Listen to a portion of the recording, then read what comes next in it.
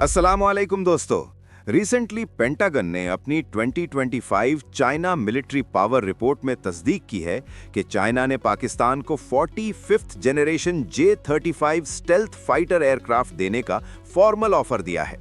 ये रिपोर्ट 23 दिसंबर 2025 को जारी हुई थी।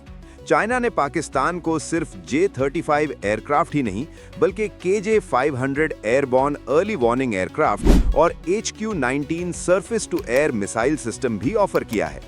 पेंटागन की असेसमेंट ये समझती है कि अगर पाकिस्तान को 5th generation stealth platform export किया जाता है तो ये पहली दफा होगा जब चाइना किसी फॉरेन एयरफोर्स को ऐसी स्टेल्थ एयरक्राफ्ट ऑपरेट करने की इजाजत देगा। चाइना 3 कॉम्बैट एयरक्राफ्ट एक्सपोर्ट के लिए ऑफर करता है, जिसमें 5th जनरेशन FC-31 और 4th generation J-10C multi role combat aircraft शामिल है और चाइना पाकिस्तान जॉइंटली प्रोड्यूस किया हुआ JF-17 लाइट कॉम्बैट एयरक्राफ्ट भी शामिल है। अभी तक ये वाज़ेह नहीं है कि कोई फाइनल कॉन्ट्रैक्ट साइन हुआ है या नहीं, लेकिन पेंटागन रिपोर्ट ने इस ऑफर की तस्दीक कर दी है।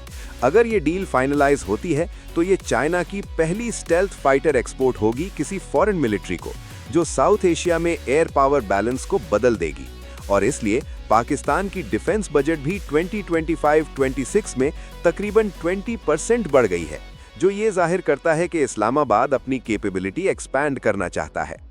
पाकिस्तान पहले से ही चाइना का J-10C फाइटर जेट्स का एक्सपोर्ट कस्टमर है। पेंटागन ने तस्दीक की है कि मई 2025 तक चाइना ने पाकिस्तान को 36 J-10C जेट्स में से 20 डिलीवर कर दिए हैं और बाकी एयरक्राफ्ट 2026 तक कंप्लीट हो जाएंगे। J-35 एक 5th जनरेशन स्टेल्थ फाइटर है जो FC-31 गायर फैल्कन प्रोटोटाइप का एडवांस वर्जन है।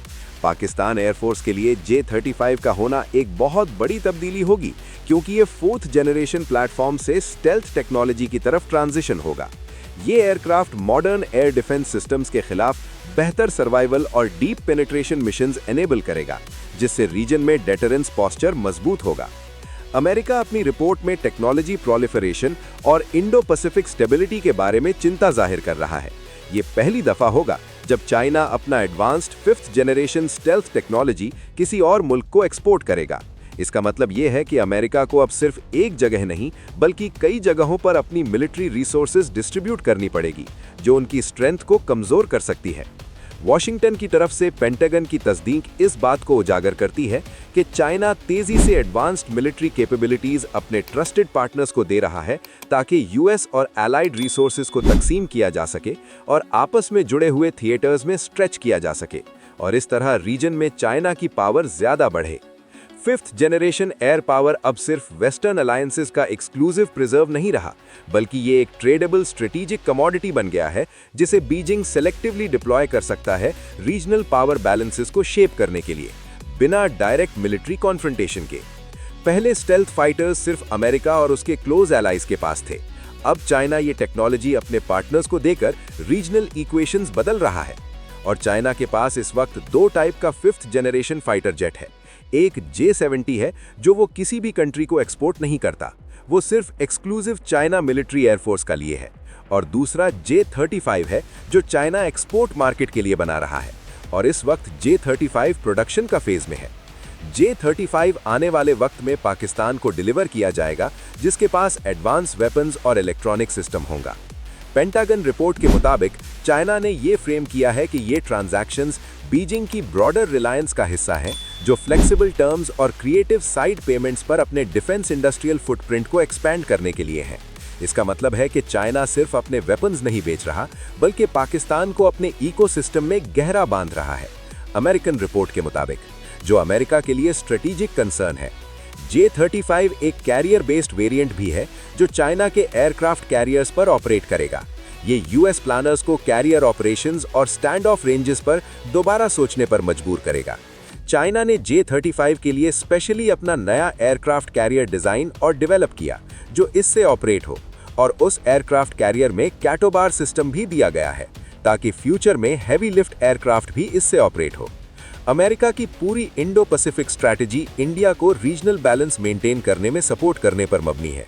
पाकिस्तान को J-35 देना इस बैलेंस को डिस्टर्ब कर सकता है और चाइना को अपना इन्फ्लुएंस उन मार्केट्स में बढ़ाने का मौका देता है जो ट्रेडिशनली अमेरिकन और रशियन एयरक्राफ्ट से डोमिनेंट थे। पेंटागन को चिंता है कि स्टेल्थ फाइटर एक्सपोर्ट से चाइना को ऑपरेशनल फीडबैक मिलेगा जो उसके डोमेस्टिक प्रोग्राम्स को और इम्प्रूव करेगा। ये एक सेल्फ रीएनफोर्सिंग साइकिल क्रिएट करता है जहां चाइना की मिलिट्री टेक्नोलॉजी और ज्यादा एडवांस होती जाएगी। चाइना अब मिडिल ईस्टर्न कंट्रीज जैसे सऊदी अरेबिया और यूएई को भी J-35 ऑफर कर रहा है, जिसमें इजिप्ट, सऊदी अरेबिया और यूनाइटेड अरब एमिरेट्स शामिल हैं।